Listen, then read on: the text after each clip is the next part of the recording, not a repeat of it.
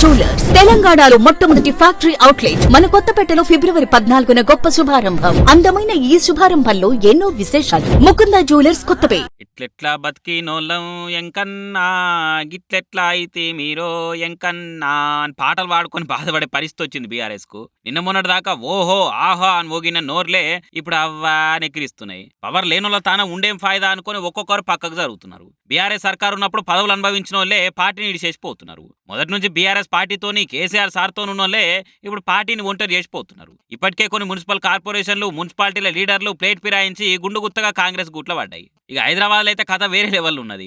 పోయిన ఎలక్షన్లలో హైదరాబాద్ గడ్డ మీద జెండా ఎగిరేసిన బీఆర్ఎస్ ను ఖాళీ చేసే ప్లాన్లు బగ్గనే చేస్తారు కాంగ్రెస్ వాళ్ళు. ముందుగా జీహెచ్ఎంసీ కార్పొరేటర్లను టార్గెట్ చేసింది. ఇప్పటికే హైదరాబాద్ మాజీ మేయర్, మాజీ డిప్యూటీ మేయర్ కాంగ్రెస్ పెద్ద బాసును కలిసిరు. మాజీ డిప్యూటీ మేయర్ కండువా కప్పుకుంటే మాజీ మేయర్ సాల్వా కప్పుకున్నాడు. ఇక ఇది ఇట్లుంటే తాజాగా deputy mayor Sreelatha madam CM సార్ను కలిసింది. ఆమెతో వాళ్ళ ఆయన శోభన్ రెడ్డి కూడా ఉన్నాడు. 2 రోజులలో వీళ్ళు కాంగ్రెస్ లో షరీక్ అవుతారని నిన్నొస్తున్నది. ఇంకో ముచ్చట ఏంటంటే వీళ్ళతో పాటుగా బాబా ఫసీయుద్దీన్ కూడా ఈ మీటింగ్ లో ఉన్నాడు. అంటే పాత మేయరు పాత డిప్యూటీ మేయర్ కలిసి హైదరాబాద్ లో బీఆర్ఎస్ ను ఏదో ఏస్తచ్చే ఉన్నారనే డౌట్ అనుమానాలు వస్తున్నాయి జనాలకు. గమ్మత్ కథ ఏంటంటే శోభన్ రెడ్డి బీఆర్ఎస్ పార్టీ కార్మిక శాఖ విభాగం అధ్యక్షుడుగా ఉన్నాడు. గంత పెద్ద స్థాయిలో ఉన్నోళ్ళని కూడా గులాబీ పార్టీ హైకమాండ్ పట్టించుకోలేదంటే ఇక పార్టీని నమ్ముకున్న కార్యకర్తల పరిస్థితి ఎట్లుందో అర్థం చేసుకోవచ్చు. ఫైనల్ గా డిప్యూటీ మేయర్ మేడం చెప్పేది ఏంటంటే వాళ్ళని కేసీఆర్ కేటీఆర్ అస్సలు పట్టించుకోలేదట. మీదికెళ్ళి మస్తు అవమానించారట. మరి జంపింగ్ జపాంగులు ఇట్లనే అవుతాయా ఇంకా రేపు ఎంత కంటిన్యూ అయితే చూడాలిగా.